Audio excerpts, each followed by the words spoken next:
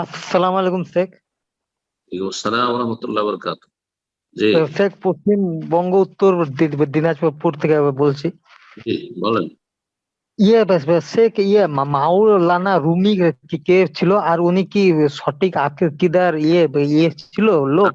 আর শেখ সম্পর্কে আপনি জিজ্ঞাসা কেন? মাওলানা রুমি কি আপনার চেনার দরকার আছে? তো আমার না চিনলে তো চলে, তা আপনার চেনার কি দরকার? ও শেখ, খালি আমাকে খালি হোয়াটসঅ্যাপে মানে অনেক অনেক বন্ধু আছে যারা হচ্ছে তোরা খালি পাঠাতেই থাকে। একজন, শোনেন, একজন ব্যক্তি সম্পর্কে শুধু জানা ফরজ, তিনি হচ্ছেন মুহাম্মদ রাসূলুল্লাহ সাল্লাল্লাহু আলাইহি ওয়াসাল্লাম।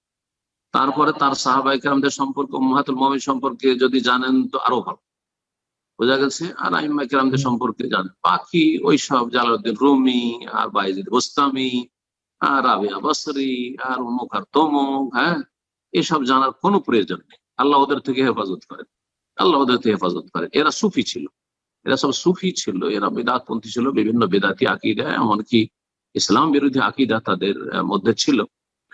জালালউদ্দিন নবী প্রথম দিকে এলেমওয়ালা মানুষ ছিলেন, কিন্তু সুফির পাল্লাতে পড়ে আর তারপরে নিজে গোমরা হলো আরেক সুফির পাল্লাতে পড়ে। তো এই জন্য গোমরা বেদাতীদের সংস্পর্শে যেতে হয় না, বেদাতীদের সংস্পর্শে পড়ে ভালো ভালো মানুষ গোমরা হয়ে যেতে পারে। তার একটি প্রমাণ হচ্ছে জালালউদ্দিন রুমি। জি।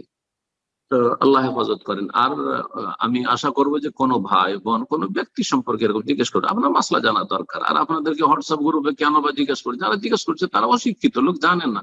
ওদের বলে দেন, গাইড করে দেন। যেন আমি বলি আপনাদেরকে যে আমাকে জিজ্ঞাসা করবেন শুধু আকীদা সম্পর্কে, ইবাদত সম্পর্কে আর আখলাক মুআমালাত সম্পর্কে, তিনটি বিষয়।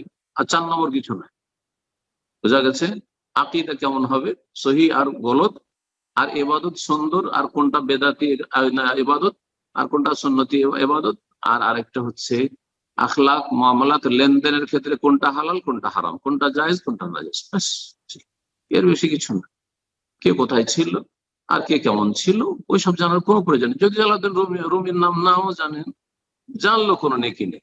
আমি বলি জানলো কোনো নেকি নেই, ব্যাস। ওর কিতাব পড়িয়েন না। হ্যাঁ, যখন বলবো ওনার কিতাব পড়বো কিনা, তখন বলছেন না, পড়িয়েন না, কারণ সে সুফি বেদাতি ছিল। জি, জাযাকাল্লাহ।